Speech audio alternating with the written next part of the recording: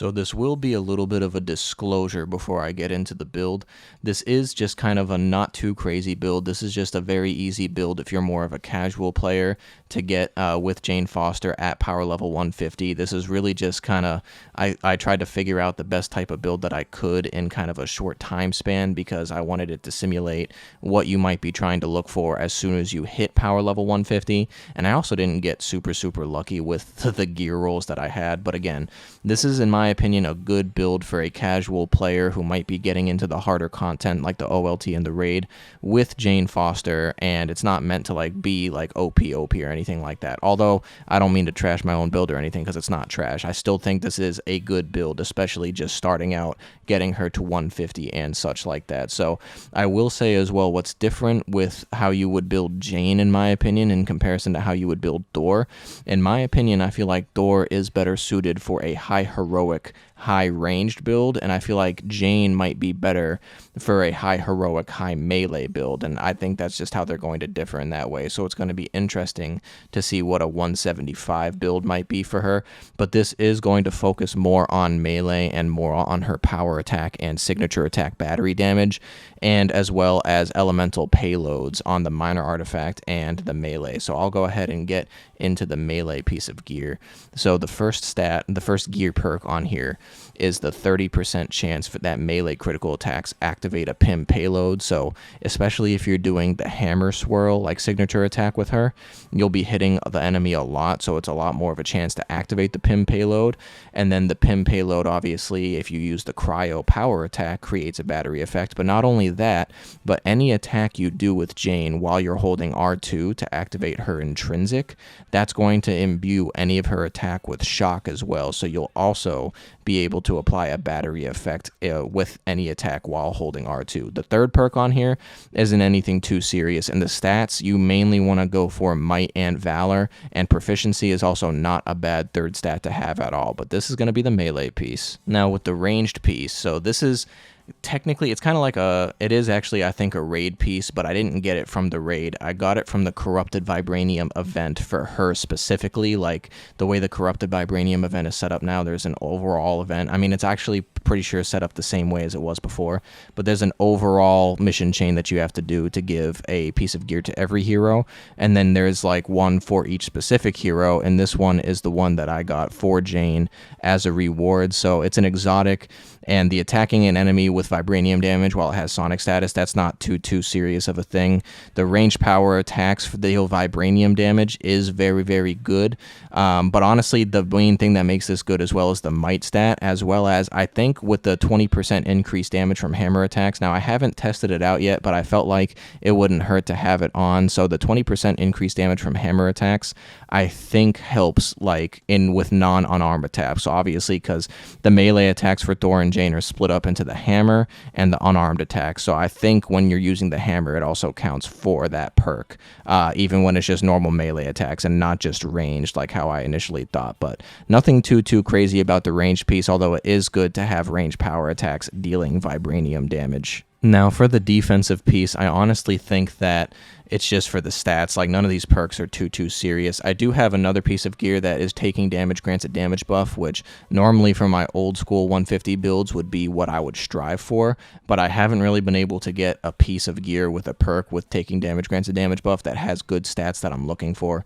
So right now this is mainly for the stats. As you can see, it's might, valor, proficiency, which is honestly the holy trinity when you're with Jane Foster, at least in my opinion, because the valor and the proficiency are good for the heroic stat, and then obviously the might is good for the melee. But again, these perks aren't really too serious at all. It's mainly the stats on this specific defensive piece, although the defense buff from reviving a teammate isn't the worst thing in the world. Now with the heroic piece as well, it doesn't really do too much with like the melee or anything like that, but it is a very good piece for the heroic stat, and I also think that the increasing duration of Warrior's Fury is very good to have, as well as the cryo hazard on the ground. It makes it more of a general Bifrost Bifrost effect, kind of like how with Thor, you can set it so that the Bifrost comes down with a cryo effect. That basically almost makes the all weapon have a very similar effect like that. But I would say the main good perk from this is Warrior's Fury. I would say the unarmed attacks is useful as well, but with this specific build, it's not focused around unarmed attacks, and I know for sure you can actually make a build surrounding unarmed attacks that could be good,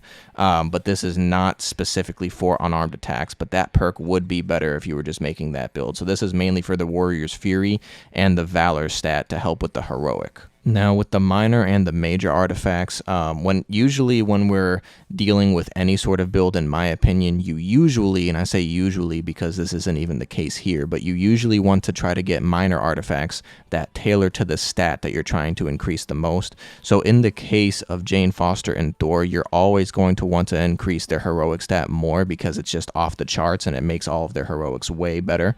But in Jane Foster's case, it obviously, in my opinion, doesn't matter as much as it would with Thor, because Thor can deal a crap ton more damage with a singular hit from his Bifrost. However, having her heroic high for Jane Foster for the assault heroic and the all weapon is still very good. Now, I will note as well, so this first minor artifact is just a double valor stat, as you can see. That's what it's mainly here for, although it does also increase the regeneration for the assault heroic, which helps, especially because the assault heroic already is able to regenerate a little bit on its own when it hits enemies. Now, I will say, right, so that's a double stat. This right here, as you can see, is a double stat minor artifact, but there are actually triple stat ones, as you can see right here. And the triple stat ones, when you go beyond level 150, that is what you want to power up. And the only reason why I don't have the triple stat one equipped is because it actually decreases at power level 150 as opposed to a 2-stat one. However, when you power up one that's a triple stat, it will actually scale much, much, much higher than a double stat one would as you approach power level 175. So honestly, even though it increases it by 1%, I would say always just have the triple on, just so you're always ready to power it up when necessary. And the second minor artifact is actually not another Valor ISO, although if you want to focus on getting your heroic up as high as possible, I would highly suggest just doing another Valor ISO. As you can see, I can throw one on. It would make the heroic stat about 12,000. However, for this specific build, I do think it is better to try to get this. So I was able to get this minor artifact from one of the corrupted vibranium, not mission chains, but one of the corrupted vibranium missions itself, like just as a mission reward, because they all reward a specific type of minor artifact that has a chance of being this. Now, as you can see, the main thing, and I was unfortunate enough, I was hoping that this would have more of a melee stat accompanied with a Valor stat on it, might in Valor, but as you can see, the perk that we care about the most on here is a 38% chance that melee critical attacks will activate a vibranium payload on the target. So now I actually have two pieces. I have one on the melee that has a chance of melee critical attacks activating a PIM payload, and then I have a 38% chance that melee critical attacks activate a vibranium payload on the minor artifact. So if you're able to activate PIM and vibranium basically all the time, and you're basically doing battery damage all the time because of Jane's innate shock with her intrinsic, as well as long as you have something opposite for the battery effect on the power attack. And I'm actually going to leave my video explaining what the battery effect is in the very end of this video in the end card, just in case you might be unfamiliar with what battery effect damage is, and that explains it right there. But yeah, so the main perk on this is melee critical attacks have a chance of activating vibranium payload. It is a very good perk. I just wish that I had it tailored more to melee and Valor instead of the resolve and the resilience. And as you can see as well, I do have my defense at 1543. I know a lot of people might not agree with that. I didn't even try to get my my defense that high, but it just happened. But I will say it's never a bad thing to have your defense above like 1300 because it makes it so you die way less often than anybody else. Trust me, it's like, I understand it's cool to have a defense of 900 and be able to do so much damage because where you're sacrificing defense, you're gaining in other areas.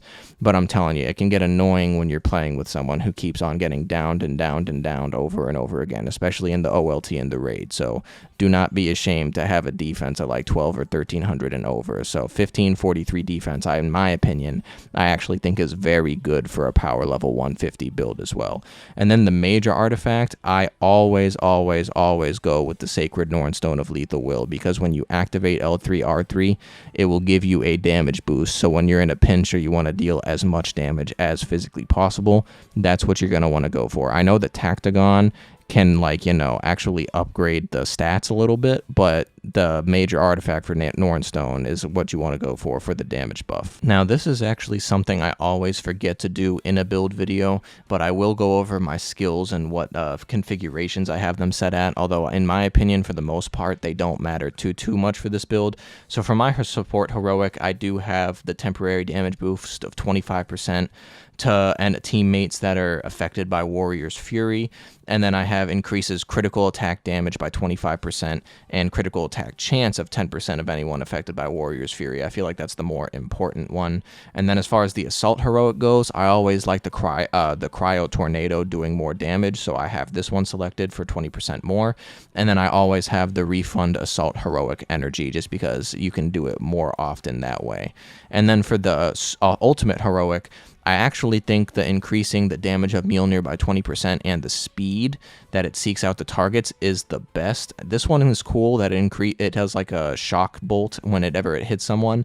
And this one, in my opinion, I'm just being honest, I do not like this one at all, because when I tested it out, I don't know if it's like busted, but it's like purely defensive. When I tested it out, it was only hitting people near me for like 100 damage. So I think it's a purely defensive thing, which, you know what, is not a bad thing at all, but I'm going for damage for this mainly, so I'm going to select that one.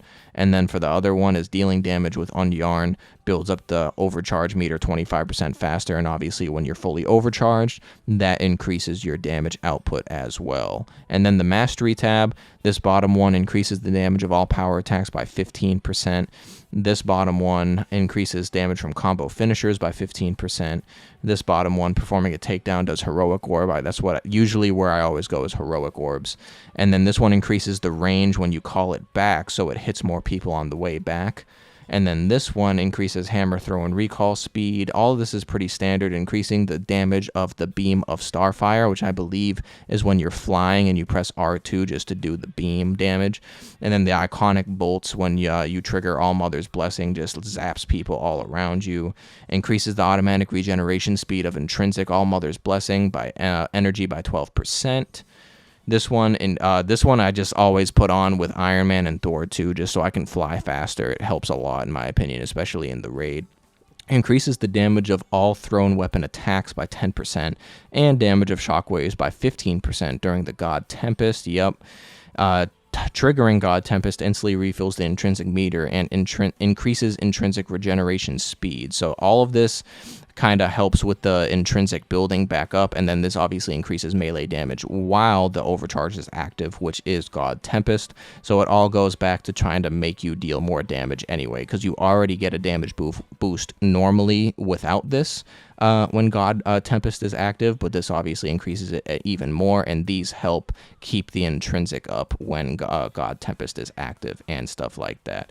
So that about wraps up everything I have to say about Jane Foster. Again, this is a very simple power level 150 build. This is for people who might be more on the casual side. This is kind of easier gear to find, and even if you can't find the exact pieces, it's kind of an easier build to build together with other similar pieces. So it's just honestly a real simple build to get her going and to get you in those harder events like the OLT and the raid. So if you enjoyed this video today, feel free to like and subscribe for future Marvel content. I'm going to end this video with gameplay of this build in action, and I appreciate you for watching the video.